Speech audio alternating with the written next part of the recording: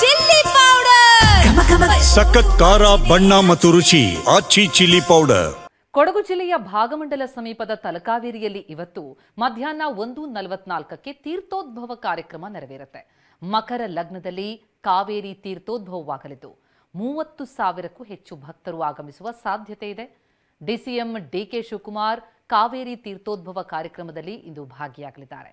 ಸದ್ಯ ಅಲ್ಲಿ ಸಿದ್ಧತೆಗಳು ಹೇಗಿವೆ ಅನ್ನೋದರ ಬಗ್ಗೆ ನಮ್ಮ ಪ್ರತಿನಿಧಿಯಿಂದ ಮಾಹಿತಿಯನ್ನು ಪಡ್ಕೊಳ್ತಾ ಹೋಗೋಣ. ನಮ್ಮ ಪ್ರತಿನಿಧಿ ಗೋಪಾಲ್ ಸೋಮಯ್ಯ ಈಗ ನೇರ ಸಂಪರ್ಕದಲ್ಲಿದ್ದಾರೆ. ಗೋಪಾಲ್, ಇಂದು ತೀರ್ಥೋದ್ಭವ ಸಿದ್ಧತೆಗಳು ಯಾವ ರೀತಿಯಲ್ಲಿ ಕಂಡು ಬರ್ತಾ ಇದೆ? ಏನು ವಿಶೇಷ ವ್ಯವಸ್ಥೆ ಆಗಿದೆ?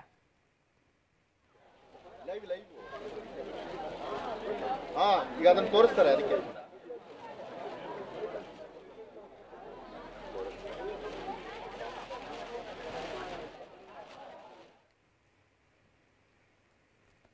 ಕೊಡಗು ಜಿಲ್ಲೆ ಭಾಗಮಂಡಲ ಸಮೀಪದ ತಲಕಾವೇರಿಯ ದೃಶ್ಯ ನೋಡ್ತಾ ಇದ್ದೀವಿ. ಸಿದ್ಧತೆಗಳಾಗ್ತಾ ಇದೆ. ಇವತ್ತು ತೀರ್ಥೋದ್ಭವ, ಸುಮಾರು 30,000ಕ್ಕೂ ಹೆಚ್ಚು ಭಕ್ತರು ಆಗಮಿಸುವಂತಹ ಸಾಧ್ಯತೆಗಳಿದೆ. ಅಲ್ಲಿ ಸಕಲ ಸಿದ್ಧತೆಗಳಾಗ್ತಾ ಇದೆ ತೀರ್ಥೋದ್ಭವ ಕಾರ್ಯಕ್ರಮಕ್ಕಾಗಿ. ಜೊತೆಗೆ ಡಿಸಿಎಂ ಡಿಕೆ ಶಿವಕುಮಾರ್ ಕೂಡ ಈ ಕಾವೇರಿ ತೀರ್ಥೋದ್ಭವ ಕಾರ್ಯಕ್ರಮದಲ್ಲಿ ಭಾಗಿಯಾಗಲಿದ್ದಾರೆ. ಇವತ್ತು ಮಧ್ಯಾಹ್ನ 1:44ಕ್ಕೆ ತೀರ್ಥೋದ್ಭವ ಕಾರ್ಯಕ್ರಮ ನೆರವೇರುತ್ತೆ. ಮಕರ ಲಗ್ನದಲ್ಲಿ ಕಾವೇರಿ ತೀರ್ಥೋದ್ಭವ ಸಂಭವಿಸಲಿದೆ. ನಮ್ಮ ಪ್ರತಿನಿಧಿ ಗೋಪಾಲ್ ಸೋಮಯ್ಯ ನೇರ ಸಂಪರ್ಕದಲ್ಲಿದ್ದಾರೆ. ಗೋಪಾಲ್, ತೀರ್ಥೋದ್ಭವಕ್ಕೆ ಯಾವ ರೀತಿಯಾದಂತಹ ಸಿದ್ಧತೆಗಳು ಕಂಡು ಬರ್ತಾ ಇದೆ? ಅಲ್ಲಿನ ಸಂಪೂರ್ಣ ಚಿತ್ರಣ ಕೊಡೋದಾದ್ರೆ. ಅಪ್ರತಿಮ, ಇವತ್ತು ಮಧ್ಯಾಹ್ನ 1:44 ಮಕರ ಲಗ್ನದಲ್ಲಿ ಕಾವೇರಿ ತೀರ್ಥೋದ್ಭವಕ್ಕೆ ಒಂದು ಸಿದ್ಧತೆಯನ್ನು ಕೂಡ ಮಾಡಲಾಗ್ತಾ ಇದೆ. ಜಿಲ್ಲಾಡಳಿತ ಮತ್ತು ಇಲ್ಲಿನ ದೇವಸ್ಥಾನ ಆಡಳಿತ ಮಂಡಳಿ ಈಗ ಅಂತಿಮ ಕ್ಷಣದ ಸಿದ್ಧತೆಯನ್ನು ಮಾಡ್ತಾ ಇರೋದನ್ನು ನಾವಿಲ್ಲಿ ನೋಡ್ಬೋದು.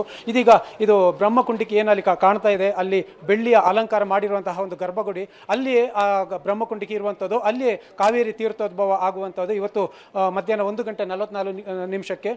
ಇನ್ನು ಇವತ್ತು ಮಧ್ಯಾಹ್ನದ ವೇಳೆಯಲ್ಲಿ ಈ ತೀರ್ಥೋದ್ಭವ ಆಗ್ತಾ ಇರೋದ್ರಿಂದ ಭಕ್ತರು ಬಹಳಷ್ಟು ಸಂಖ್ಯೆಯಲ್ಲಿ ಕಾವೇರಿ ಕೊಳದಿಂದ ತಮಿಳುನಾಡು, ಆಂಧ್ರ ಪ್ರದೇಶ, ಕೇರಳ, ಕರ್ನಾಟಕ ಈ ತರ ಬೇರೆ ಬೇರೆ ರಾಜ್ಯಗಳಿಂದ, ಹೊರ ಜಿಲ್ಲೆಗಳಿಂದಲೂ ಸುಮಾರು 25,000ರಿಂದ 30,000 ಜನರು ಭಕ್ತರು ಆಗಮಿಸುವ ಒಂದು ನಿರೀಕ್ಷೆ ಇದೆ. ಹಾಗಾಗಿ ಈ ಜನಜಂಗುಳಿ ಭಕ್ತರ ನಿಯಂತ್ರಣಕ್ಕೆ ಎಲ್ಲ ವ್ಯವಸ್ಥೆಯನ್ನು ಕೂಡ ಮಾಡಲಾಗಿದೆ. ಇನ್ನು ಇಲ್ಲಿಯ ಒಂದು ದೇವತಕ್ಕರಾಗಿರುವಂತಹ ಕೋಡಿ ಮೋಟಯ್ಯವರು ನಮ್ಮ ಜೊತೆ ಇದ್ದಾರೆ. ಅವರು ಯಾವ ರೀತಿ ಒಂದು ವ್ಯವಸ್ಥೆಯನ್ನು ಮಾಡಿದ್ದಾರೆ ಅನ್ನೋದನ್ನು ನಾವು ಕೇಳೋಣ. ಮೋಟಯ್ಯನವರೇ, ಇವಾಗ ಇನ್ನೇನು ಕೆಲವೇ ಕ್ಷಣಗಳಲ್ಲಿ ತೀರ್ಥೋದ್ಭವ ಬರುತ್ತೆ, ಸಿದ್ಧತೆಗಳು ಹೇಗೆ ನಡೀತಾ ಇದೆ ಅನ್ನೋದು? ಇವತ್ತು ಜಿಲ್ಲಾಡಳಿತದಿಂದ ಬರತಕ್ಕ ಪೂರ್ವಭಾವಿ ಎಲ್ಲ ವ್ಯವಸ್ಥೆಗಳನ್ನು ಮಾಡಲಾಗಿದೆ. ಹೂವಿನ ಅಲಂಕಾರಗಳನ್ನು ಮಾಡಲಾಗಿದೆ.